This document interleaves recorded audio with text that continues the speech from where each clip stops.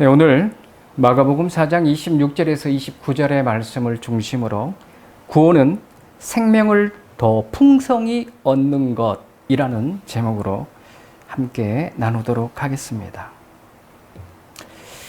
자, 여러분들은 전도하실 때에 전도 대상이 많이 있죠. 근데 그 대상들 중에 가장 힘들고 어렵다고 생각되시는 분은 어떤 부류입니까? 제가 한 세 가지 이야기해 볼게요. 첫째는 예수님을 믿고 있는 성도들에게 진리의 말씀을 전하는 그때.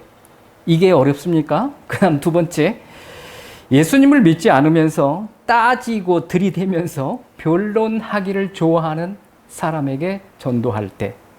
세 번째, 예수님을 믿지 않으면서 어떤 반응도 나타내지 아니하면서 무덤덤하게 있는 그 사람에게 전할 때. 자, 이 세 가지 중에 여러분들은 어떤 것이 가장 어떤 대상이 힘들 것 같아요? 첫 번째는 그래도 쉽죠.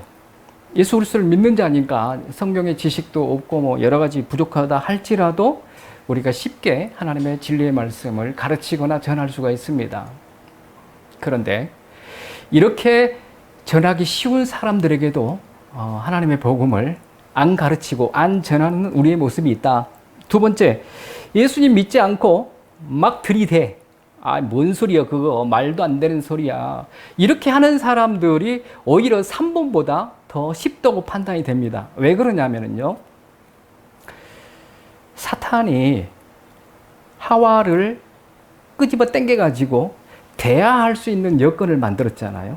그런데 하가 알고 있는 진리와 사탄이 들이댄 진리는 서로 비슷한 것 같지만 달랐어요. 그러니까 야, 너는 틀렸어, 나는 맞았어 하면서 이야기가 됐죠. 이야기가 된다는 것은 제가 이제 이런 경험도 있어요. 사실은 불교에 심취되어 있는 분이 저하고 이야기할 때 엄청나게 이렇게 막 들이대고 거부하고 또 변론하고 이런 상태를 제가 전도하면서 만나본 적이 있습니다. 그런데요, 오히려 이분들은 더 쉽습니다. 왜 그러냐면은 대화할 수 있는 어떤 여건이 형성되어 있기 때문에 그들의 잘못된 생각과 지식, 그리고 어떤 사상, 그 종교, 이런 것들을 다 받아들이고 그러면서 그거를 다시 반격할 수 있는 기회가 주어지기 때문에 오히려 이 부류는 더 쉽습니다. 들이대는 사람들이 나중에 변화되면 더 예수님 잘 믿습니다. 제가 원래 들이대는 사람이었거든요. 무식해가지고. 그런데 이 세 번째가 저는 어렵다고 봐요. 왜 그러냐면은 들이대면 오히려 좀 대화가 될 건데 들이대지도 않지. 너는 말해라, 나는 듣는다 하면서 아무 반응이 없어. 그리고 예수 그리스도를 전혀 몰라. 이런 자가 가장 어려울 것 같아요. 제 입장에서는. 어떤 상대적인 입장을 보고 어렵다는 게 아니라 이런 사람들에게 뭐가 어렵냐면요, 우리는 하나님의 진리의 말씀을 잘 알죠. 그러니까 너무도 쉽게 입에서 그 말씀이, 성경 말씀이 흘러나옵니다. 그리고 기독교의 그 진리의 말씀뿐만 아니라 그리스도에 관한 복음이 우리는 아주 익숙하게 잘 나와요. 자, 그런데 예수 그리스도를 전혀 모르고 전혀 관심 없고 이런 사람들에게 복음을 전해야 되는데 성경도 모르지, 복음에 대한 용어도 몰라요. 기독교 용어를 몰라요. 그런데 우리는 너무 익숙해하고 훈련되어 있기 때문에 이들한테 전도한다고 하면서 거의 우리 수준으로 전해요. 그러면은 뭔 소린지 당체 못 알아듣습니다. 그러면은 성경의 진리의 말씀과 복음을 그가 들을 수 있는 수준으로 완전히 이게 그 눈높이로 해석해서 전하는 것, 이 자체가 어렵다는 거예요. 이 자체가. 여러분, 쉽지 않습니다. 우리 믿는 사람들끼리 예수의 복음을 전할 때는요, 그나마 쉬워요. 자, 그럴 때 말이죠, 이렇게 예수님이 몸짓고 피 흘려 죽으시기까지 희생하시면서 우리를 구원해 주셨잖아요. 또 예수님이 목숨을 잃으실 뿐만 아니라 나 같은 죄인도 그 영혼을 위해서 목숨을 드리겠나이다 하고 정말 하나님 앞에 처절하게 기도해서 전도해서 그가 구원을 받았다고 합시다. 그러면은 얼마나 귀한 구원입니까? 하나님 대신 예수님이 돌아가시기까지 그를 구원했으니. 그런데 보세요. 우리나라 지금 성도들이 몇 명인지는 모르겠습니다. 예를 들어서 700만 명인지 알 수는 없습니다만은 이러한 놀라우신 하나님의 은혜를 입고 구원을 받았는데 만약 그 구원이 누군가의 예수님뿐만 아니라 누군가의 정말 목숨을 걸고 이렇게 전도를 해서 구원받았는데 그가 구원으로부터 멀어지고 있다? 더 나아가서는 구원에서 떨어져서 멸망을 당한다? 이렇게 된다고 하면은 이것만큼 처절하고 비참한 일은 어디에 있을까? 이런 생각이 들어요. 제가 그렇게 귀중하게 제 목숨을 걸고 해봤기 때문에 구원받은 자들이 멀어져 간다? 이거는 제 가슴을 찢는 것처럼 아팠어요. 그러면은 왜 하나님의 백성들이 이와 같이 놀라운 하나님의 은혜로 구원을 받았는데 구원이 성장되지 아니하고 시들어져 가고 멀어져 가고 결국 멸망으로 갈까? 뭐 때문일까? 뭐 때문일까? 그걸 가지고 오늘 제가 나누려고 이 본문을 선택했습니다. 자, 본론에서 지금 이제 한번 들어가서 볼게요. 자, 이와 같이 구원을 이루어 가야 될 상황 속에서 이 귀중한 구원 받은 자들이 멀어져 가고 있다. 뭐 때문에 그럴까요? 첫 번째, 이제 본론입니다. 하나님이 우리를 지으신 그 목적을 모른다는 거예요. 창조의 목적을 모른다는 거예요. 먼저 믿는 자나 믿지 않는 자나 하나님이 이 땅에 우리를 왜 태어나게 하셨는가라고 하는 이 분명한 목적을 알아야 된다는 거죠. 우리가 왜 태어났고 왜 살며 어디에서 와서 왜 살며 어디로 가는지 이거를 모른다는 겁니다. 자, 우리가 잘 아는 것처럼 성경 전체의 주제와 핵심은 뭐죠? 창조와 구속 경륜입니다. 하나님은 아담을 지을 때 창조하신 분이에요. 그런데 만약에 인간이 타락하지 않았다면 구속이라는 단어가 있을 필요가 없었죠. 그런데 하나님은 우리 인간을 지으실 때 그냥 로봇처럼 기계화 시켜서 만든 게 아니잖아요. 인격체를 주고 창조했기 때문에 하나님은 전능하신 분이기 때문에 이 인격체를 가진 인간들이 결국은 자유의지를 가지고 타락할 것을 미리 다 하나님은 알고 계셨죠. 알고 계셨기 때문에 하나님은 뭘 준비하셨죠? 구속을 할 계획을, 구원의 계획을 창조와 함께 세우셨다는 거예요. 치밀하시죠, 우리 하나님은. 그러니까 결국은 창조와 구속 경륜이 창세기에서부터 요한계시록까지 주제입니다. 핵심입니다. 여러분들 구약 성경 봐보세요. 얼마나 창조 받아서 이 땅에 태어나가지고 하나님의 선민이 되어서 구원받은 백성으로 사는데 이 백성들의 타락이, 이 죄악이 얼마나 무수하게 나옵니까? 선지서뿐만 아니라 모든 성경들을 보면은 너무너무 타락한 모습들이 많이 기록되어 있죠. 뭐 구약에만 그렇습니까? 신약에도 그렇잖아요. 그러면은 이 타락이라고 하는 인간의 타락이 결국 가져오는 결과는 뭐예요? 멸망이잖아요. 자, 그러면은 하나님이 이 땅에 우리를 지으신 목적은 아까 창조와 구속 경륜 속에 경륜이라는 단어가 있잖아요. 경륜. 이게 뭐예요?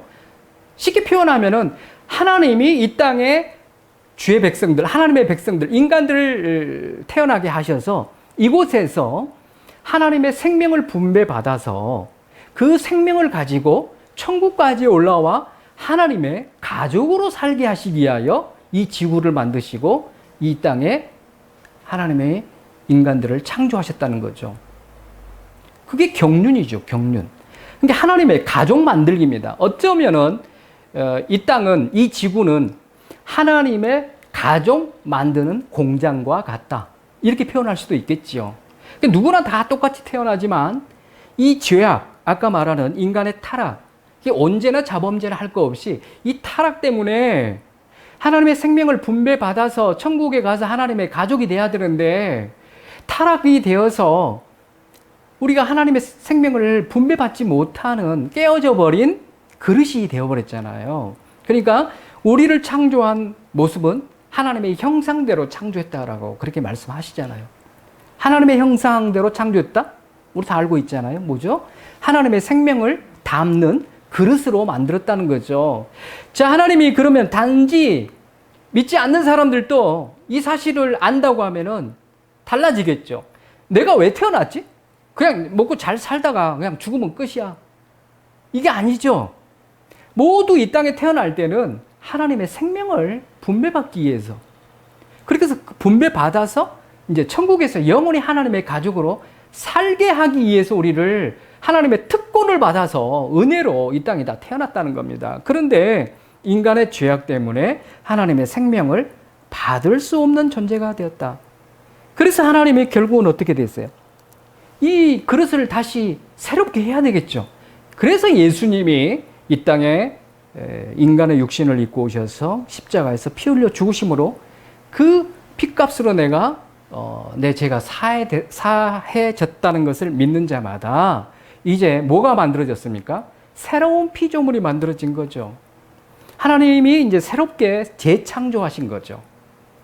그러니까 예수님이 오셔서 이제 그 생명을 분배받을 수 있는 새 피조물, 새 창조를 해 주신 거죠. 그러면 그 새롭게 피조물이 된 이 사람이 이제 하나님의 생명을 듬뿍 담아내는 삶을 사는 그러한 걸작품으로 우리가 만들어졌다는 거죠.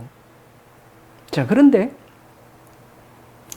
보세요. 예수님이 우리를 구원해 주셨습니다라고 믿고 예수님을 믿고 구원받은 백성들이 과연 그러면은 내가 이 땅에 사는 날 동안 하나님의 가족이 되려고 하면은 하나님의 생명을 가지고 천국에 들어갈 수 있는 유일한 방법은 뭐예요? 하나님의 생명이 있는 자가 들어가는 거잖아요. 하나님의 생명이 없으니까 어디로 갑니까? 지옥으로 가는 거죠. 그렇죠? 그러니까 하나님의 생명, 지금 우리가 여기서 이제 본문으로 결론까지 여러분들의 그 머릿속에는 뭘 구상하셔야 되냐면은 구원과 생명이 같은 단어다라고 생각하고 들으셔야 돼요. 구원과 생명이 같다. 그래서 이 생명을 담아야, 구원을 받아야 천국 가는 것처럼 생명을 담고 가야 되는데 지금 한국 교회 아까 구원받은 백성들이 이 구원에서 멀어져 가는 이유가 뭐죠? 계속 하나님의 생명을 담지 않고 있다는 거죠. 담으려고 해도 못 담고 있죠. 왜 그래요? 예수 그리스도로 말미암아 구원을 얻었고 새로운 피조물이 형성되어 있는데도 불구하고 새로운 피조물에다 하나님의 생명을 담는 것이 아니라 옛사람, 옛 피조물에다가 계속해서 자기의 욕망을 채워가면서 살아가니까 하나님의 생명이 지금 들어오지 못하고 있는 거예요. 자라나지 못하고 있는 거죠. 그래서 계속해서 멀어져 가고 있죠.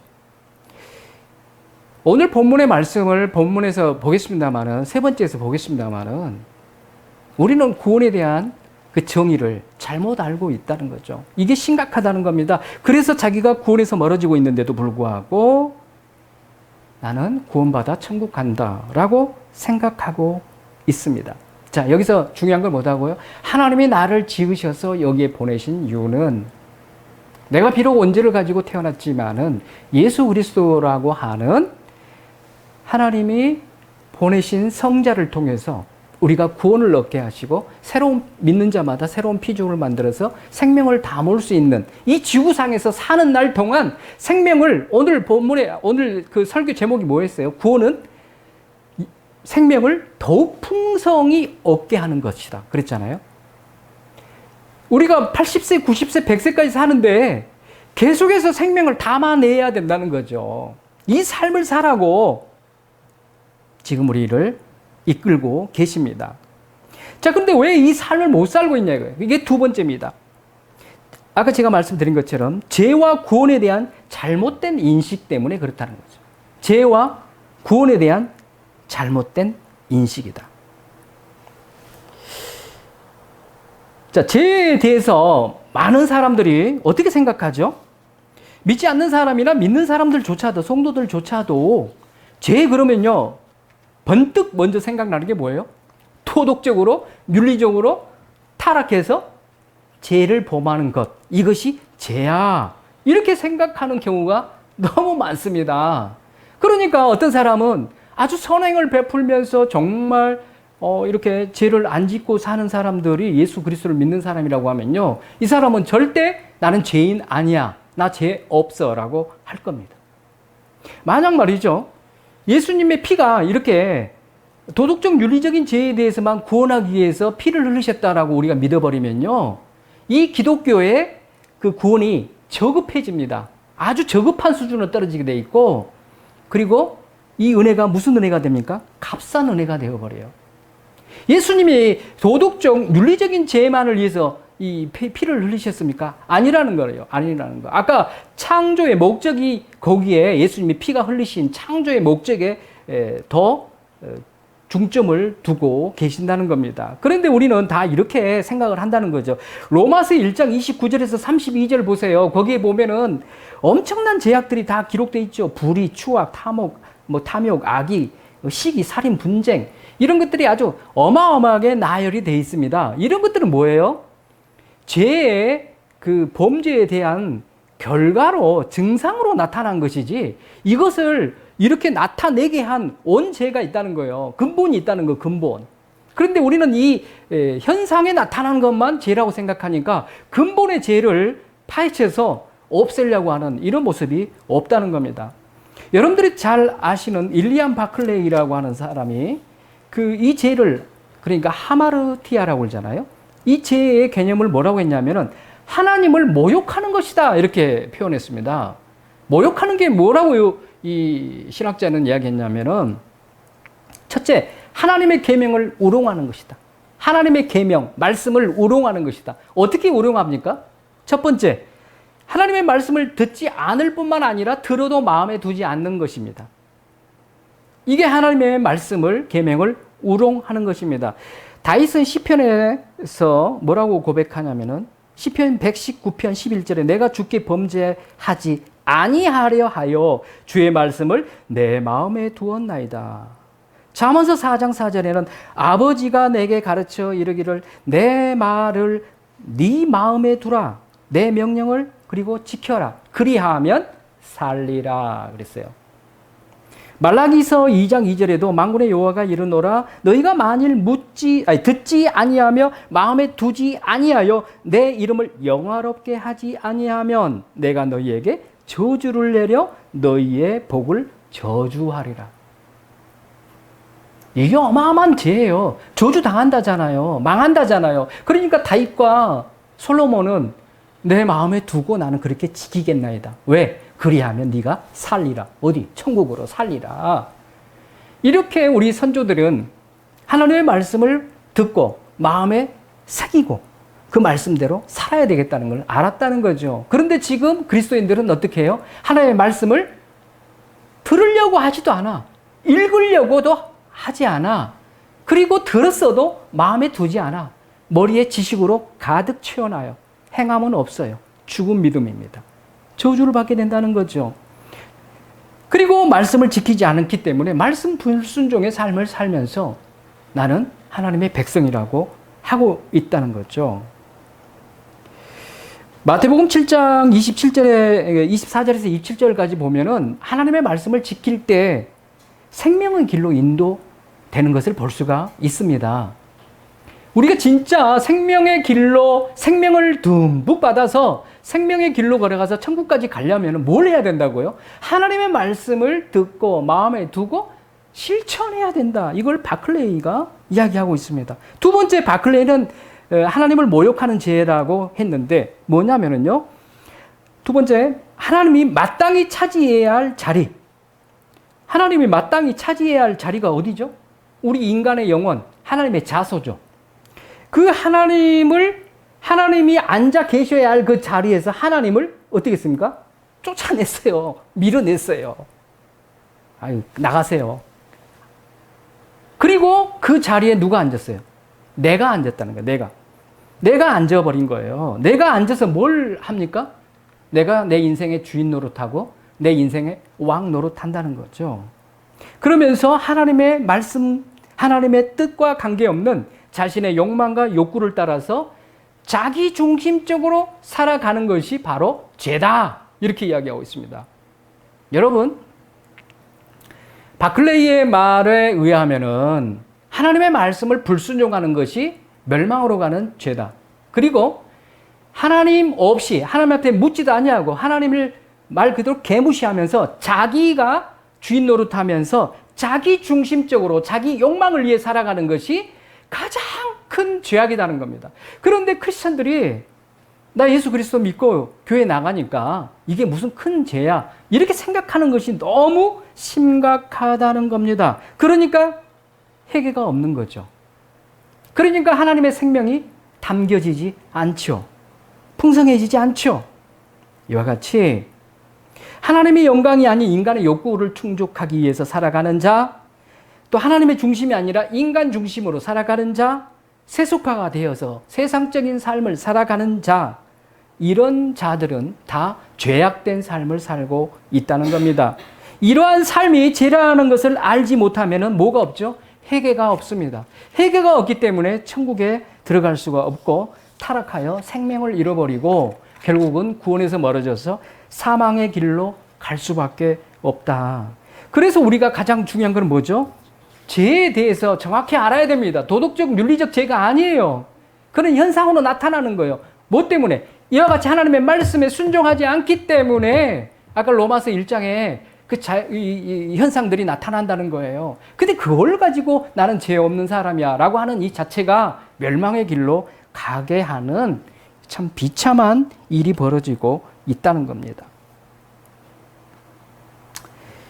자, 그러면 여러분들 이 죄와 정반대가 되는 건 뭐죠? 경건입니다. 경건. 죄의 반대말은 경건이에요. 자, 여러분들 노아 때나 소돔과 고모라 때나 가나안 7 족속들이 다 멸망당했는데 이 사람들이 도덕적으로나 윤리적으로나 전혀 지키지 않고 선한 모습이 한 명도 없고 다 타락한 모습일까요? 예를 들어서 다 동성애를 하고 음란에 빠지고 다 노아 때나 소돔과 고모라 때나 가나안 족속들이 전부 100% 이렇게 죄악된 삶을 살았을까요? 아니다라니까요. 여러분들 우리 주변에는 어떤 사람들이 있습니까? 예수 그리스도를 믿지 않는데 우리보다 더 선행을 행하면서 도덕적으로 윤리적으로 참 본이 되는 사람들이 너무 많아요. 그런데 왜 이들은 멸망을 당합니까?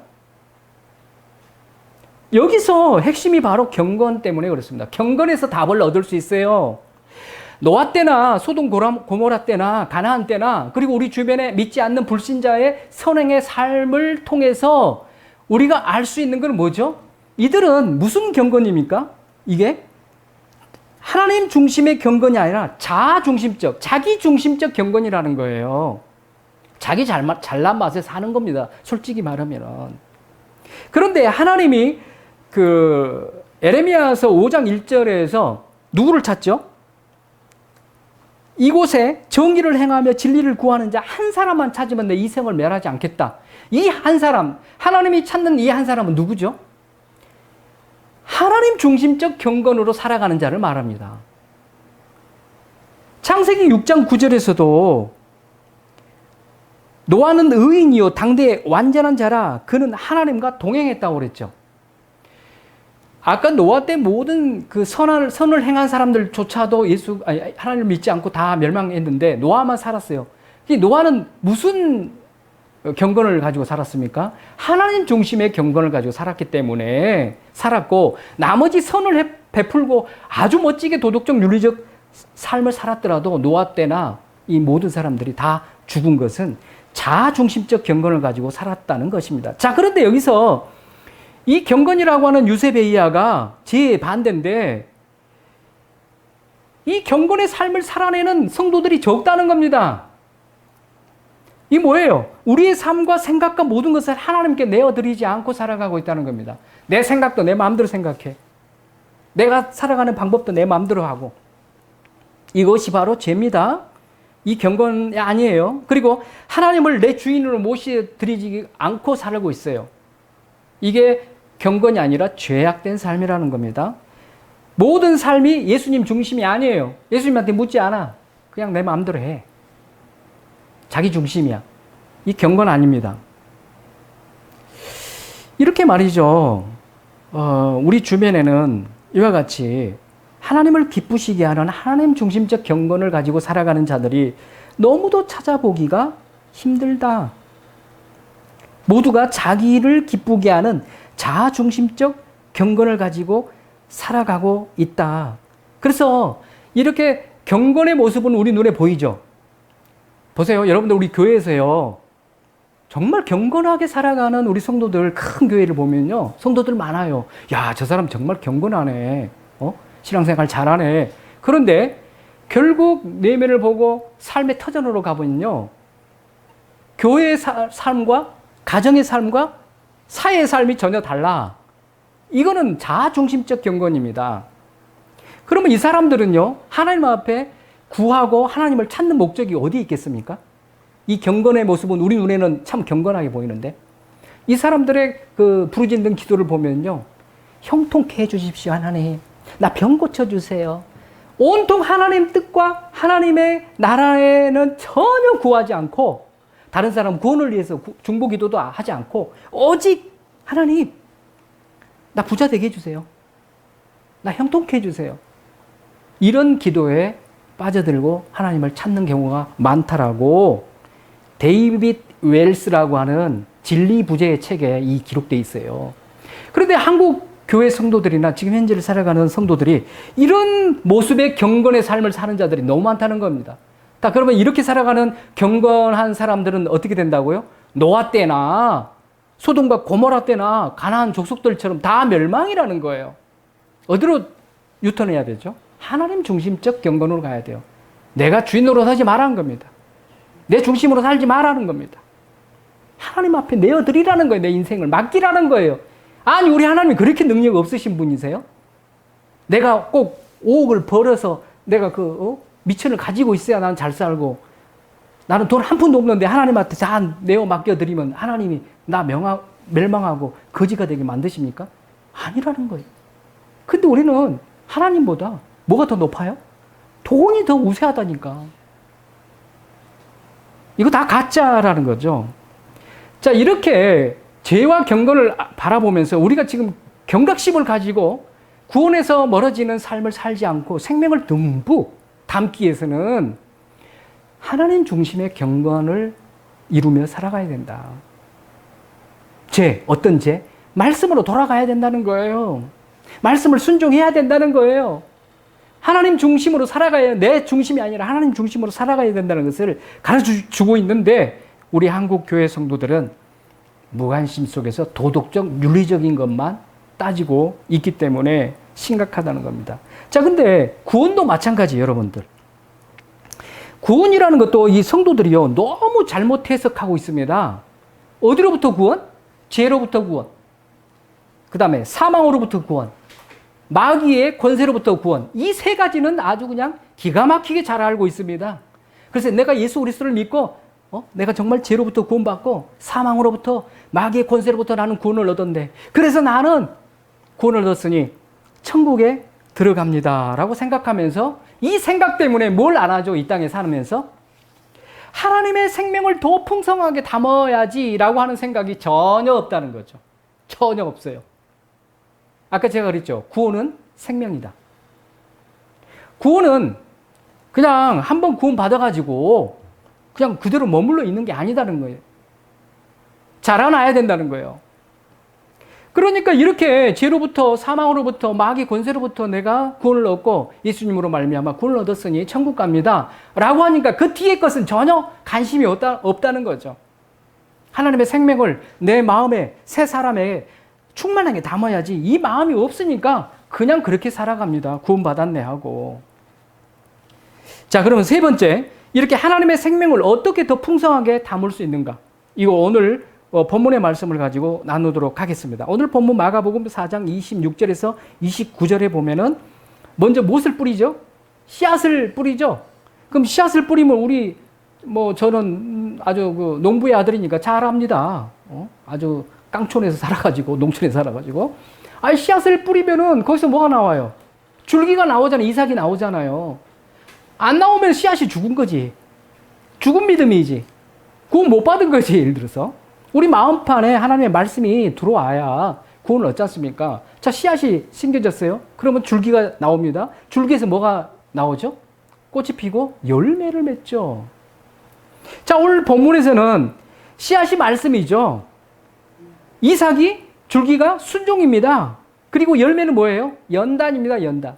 다시 말해서 우리가 신앙생활을 하면서 아까 하나님 중심적 경건의 삶을 살기 위해서 투쟁하고 연단하지 아니하면, 인내하면서 연단하지 아니하면 뭐가 없다? 열매가 없다는 거예요. 열매가. 이거를 본문에서 가르쳐 줍니다.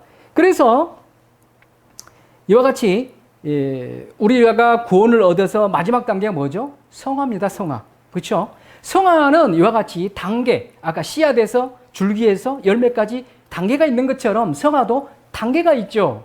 초기적 성화, 예수 그리스도를 믿는과 동시에, 그 다음에 전진적 성화, 줄기가 자라는 것처럼, 그 다음 뭐예요? 완전 성화, 열매를 맺는 모습이잖아요. 자, 그러면 우리가 예수 그리스도를 믿고 하나님의 생명을 더 풍성하게 담는다는 의미는 어느 단계까지 가야 된다? 열매 맺는 단계. 다시 말해서 완전 성화에 이르는 삶까지 가야 된다는 겁니다. 그런데 우리는 어디에 머물러 있죠? 씨앗에 머물러 있어요. 초기적 성화, 예수 그리스도를 믿기만 하면 구원을 얻으니까 나는 구원 얻었어. 그 다음 단계는 관심이 없다는 거죠. 잘하지 않아요. 아니, 이렇게 잘하지 않고 있으면 부모들이 1살 배기, 5살, 10살 이렇게 자라야 아이고 내 아들, 딸 잘 자라네 이러지. 아니, 10년이 지났는데 3살짜리로 가만히 있으면 이거 참 심각한 거 아닙니까? 그런데 안 자라고 있죠. 자, 이와 같이 하나님께서 우리에게 생명을 주시기 위해서는 먼저 말씀을 주셨죠. 씨앗을 뿌렸어요. 우리 마음밭에. 그 말씀을 받아들이고, 믿음으로 받아들이고, 그 하나님의 생명을 이렇게 받아들일 수 있는 아주 기본적인 그 작업을 하는 게 바로 말씀입니다. 말씀. 이 말씀이 유일한 근원이에요.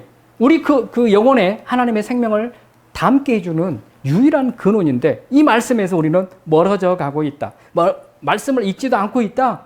말씀을 읽어도 어떻게 인용하죠? 잘못 인용해요. 자기 욕망을 따라 인용해요. 그러니까 성장이 없습니다. 하나님의 성명이 담아지지 않습니다. 말씀을 가장 잘못 해석해서 어렵게 만드는 자들은 누구예요? 이단이죠. 이단. 그런데 성도들조차도 이 말씀을 가지고 자기 형통함을 위해서 말씀을 적용하며 사는 자들이 많다. 두 번째, 아까 이삭이라고 그랬죠? 이거는 뭐냐면은 인격적 의지로 결단해서 순종하는 겁니다. 이 이삭이.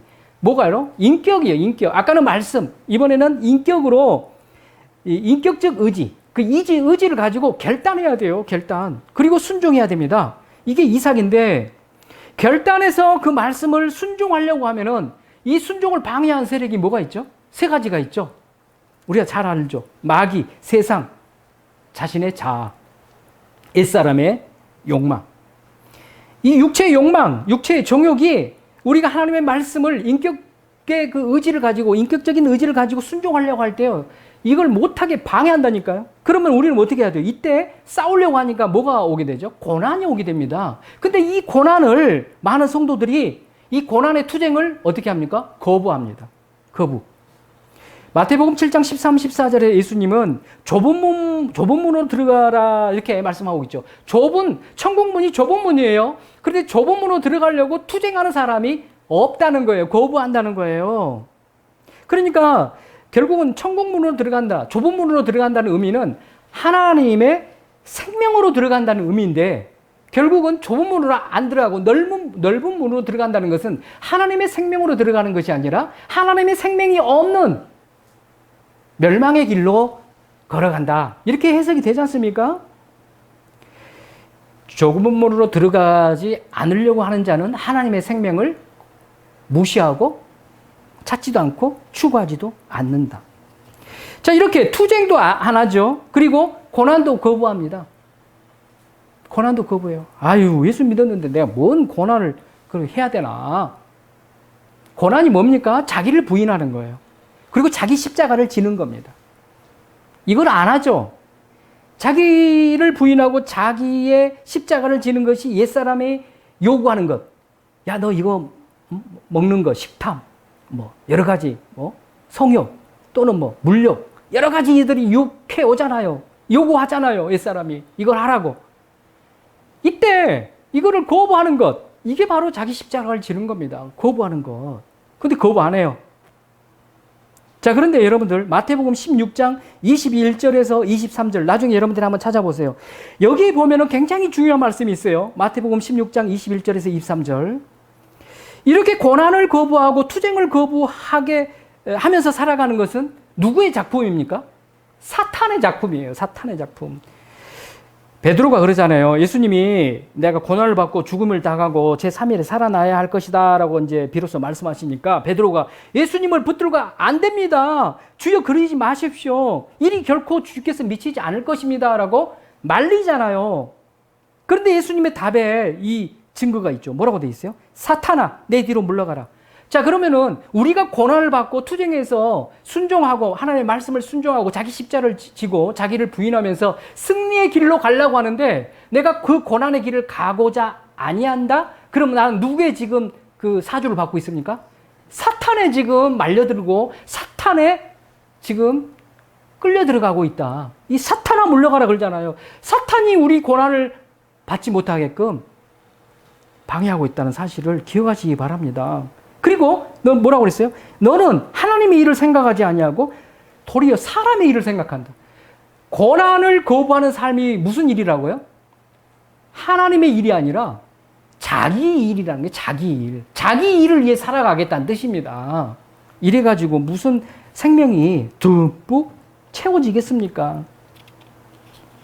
이런 삶을 우리가 너무너무 많이 살고 있습니다. 자, 말씀을 받아들이지 아니하고 또 말씀을 순종하지 아니하고 살아가는 사람들 이제 말씀으로 돌아가야 됩니다. 그리고 고난과 투쟁을 통해서 말씀을 순종하고 살아내기 위해서 하나님을 의지해서 나아가야 된다는 거예요. 세 번째, 고난을 통한 연단이 없어요. 연단. 자, 보세요. 고난을 내가 자, 그러면 아까 1번, 2번에서 이제 말씀 의지하라고 그랬지? 그리고 말씀을 순종하라고 고난을 짊어지라고 그랬지? 그래. 나 자기를 부인하고 십자가를 짊어지고 거기까지는 했어. 자, 1, 2번을 통과했어요. 근데 이 사람이 이 고난이 길어지니까 무슨 현상이 일어나요? 인내하지 못하고 포기해버려. 가다 힘들어가지고 결국은 그냥 인내하지 못하고 연단되지 못합니다. 아주 단단하게 이제 맷집이 좀 강해져야 되는데 포기해버린다니까요. 그래서 고난 자체가 연단이 아니에요. 뭐죠? 고난 가운데 말씀을 지키면서 인내해서 연단까지 가야 돼요. 연단돼야 된다는 거예요. 맷집이 좋아져야 된다는 거예요. 맷집이. 연단이 돼야 돼요. 왜? 아까 우리 서두에 말씀하신 게 뭐죠? 연단됐을 때 열매가, 성화의 열매가 맺어진다는 거예요. 근데 이 단계까지 또 뭐다? 어떻게 자기 십자가까지 잘 지었는데 결국 또 길다 보니 인내 못하고 포기해버려. 그럼 무슨 열매가 없어요? 성화의 열매가 없어요. 다시 말해서 하나님의 생명, 풍성한 생명을 담을 수가 없어요. 거기까지 왔는데 얼마나 안타깝습니까? 그런데 많은 교회 우리 성도들은요, 한국교회 성도들은 많은 교회 성도들이 이래요. 나는 하나님 은혜 받았네. 나는 은사 받아서 막 은사를 행하고 내가 성령을 체험했어 하고 막 뜨거운 열정이 있어서 나는 어떻게 된다? 거룩하게 성화됐다라고 착각하며 살아가는 사람이 너무 많습니다. 여러분, 은사 가지고 살고요. 또 성령을 일에 체험을 하고 난리가 났더라도 그가 이와 같이 말씀을 붙들고 싸우면서 고통과 또 고난과 인내와 연단이 없으면은 성화 안 일어납니다. 마치 은혜 받아서 일시에 은혜 받아서 은사 받아서 체험 받아서 체험해가지고 나는 성화가 됐네. 아니에요. 여러분들 보세요. 많은 부흥사들 정말 그럴싸하게 말씀을 전하는데 제가 언젠가는 이야기했습니다만은 어떤 부흥사에 직접 그 현장에서 들었다니까요. 기도원에서. 저도 그 한 부흥사 협의회 소속이었기 때문에. 아니 아이, 뭐, 다 옆에 있는 목사님한테, 김 목사, 내가 지난번에 말이야, 저기, 전도 집회가 있어서 내가 기도원에서 말씀을 전했는데, 어떤 그 권사님이 은혜를 엄청나게 받아가지고 봉투 2개를 딱 올려서 하나는 교회, 하나는 강사님 이렇게 해갖고 올려서 나는 그냥 담아갖고 와서 집에서 보니까 세상에 그 안에 1,000만 원이 들었대. 뭐 줄 수 있죠. 받을 수 있죠. 거기까지 좋은데 이 양반이 그 놈을 받아가지고 옆에 있는 그 김 목사님한테 자네는 이거 받아봤나? 오 마이 갓. 제가 충격을 먹었어요. 자네는 이거 받아봤나고 우쭐거리고 있는 거예요. 야, 이거요? 이거 성화된 겁니까? 아무리 말씀이 좋아서 능력을 발휘하고 그 권사님이 정말 회개하고 놀라운 은혜를 받았다 할지라도 본인은 정작 성화가 안 됐다는 거예요. 얼마나 교만합니까? 하나님이 주신 거 그걸 가지고 어려운 사람 돕겠습니다. 하나님 감사합니다. 이래야지. 자네는 받아봤나? 이 사람아. 야, 이거는요. 이게 아무리 은사가 좋고 능력이 있어도요. 목사를 할지라도 성화가 된 거 아니에요. 그런데 착각하고 살아요. 내가 이렇게 병 고치고 막 엄청난 기적을 일으키니까 나는 성화됐고 하나님의 그 생명을 풍성하게 담고 있는 자야. 하나님은 아니다. 오늘 말씀하고 계십니다. 그래서 하나님의 생명이 이렇게 풍성하게 담겨졌다라는 것을 증거로 보여주기 위해서는 뭐가 필요해요? 성화의 열매가 있어야 된다는 거예요. 성화의 열매가 뭐예요? 나를 열받게 하는데 저 작것이 그냥 막 힘들게 하는데 맞다 들이대고 싸우면 이거 성화 안 된 거죠. 그럼에도 불구하고 받아들여요. 이해해줘요. 오죽했으면 저럴까? 무슨 아픔이 있을까? 이런 모습이 있습니까? 그래서 원수를 사랑하게 되죠. 이 성화의 열매 너무 간단한데 분노가 나와. 저 한 방 치고 싶어. 분노 상황 속에 분노하지 않고 어떻게 합니까? 오히려 가라앉히고 위로해줘요. 그리고 나한테 절망이 너무너무 심해. 근데 그 절망 가운데에서도 아니야. 하나님이 나와 함께 하셔가고 소망 가운데 일어서는 이런 모습들이 성화의 열매입니다. 그런데 이런 모습은 없고 그냥 연단도 되지 않은 이런 모습 속에 무슨 하나님의 생명이 풍성하게 담아지겠느냐. 그래서 하나님이 애통하고 계십니다. 하나님은 우리에게 생명을 듬뿍 넣어주실 때 너무너무 기뻐하십니다. 당신의 생명을 우리 인간들한테 넣어줄 때마다 너무너무 기뻐하신다는 거예요. 하나님의 기쁨이 어디 있는지를 몰라. 그러니까 하나님 기쁨에 관심이 없죠. 만약에 그걸 기쁨으로 안다고 하면 하나님을 영광 돌리고 하나님께 기쁨이 되게 하는 삶이라고 하면은 이 생명을 담아내는 삶에 목숨을 걸어야지요. 마무리하겠습니다. 하나님이 우리를 창조하신 목적은 이와 같이 하나님이 우리에게 생명을 불어 넣어 주셔서 이 땅에 사는 날 동안 천국에 가기까지 하나님의 가족으로 살기까지 이 땅에서 성화의 열매, 다시 말해서 하나님의 풍성한 그 생명을 담아내는 삶을 살기를 원하고 계신다는 겁니다. 그래서 이렇게 살려고 하면은 어떻게 우리가 살아야 됩니까? 이제 죄와 그 구원의 그 소극적인 측면을 가지고 살아가는 것이 아니라 이제 정말 이 죄라는 것은 그냥 도덕적 윤리적이 아니라 이와 같구나. 내가 하나님의 말씀으로 살지 못하는 게 크나큰 죄고 내 중심으로 사는 것이 죄구나. 이것을 그 죄의 의미와 구원의 의미, 아까 뭐라고 그랬어요? 마귀로부터 죄로부터 사망으로부터 구원해 줬다. 나는 그래서 천국 간다가 아니라 이제 하나님이 원하시는 구원, 바로 구원이 생명이라고 그랬죠. 생명을 더욱 더 풍성하게 얻는 이 삶이 바로 구원의 삶이다라는 것을 인식해야 된다는 겁니다. 여러분, 이제 우리 어디로 가야 됩니까? 우리의 영혼에 생명을 충만하게 부어주는 다리 역할을 하는 말씀으로 돌아가시기 바랍니다. 그래서 말씀대로 살아내고 그리고 인격적인 의지로 결단해서 고난도 회피하지 마시고 또 고통도 회피하지 마시고 순종하며 이 3대 세력, 적대 세력을 이기면서 나아가셔야 된다는 겁니다. 그리고 연단이 되기까지 인내로 이기십시오.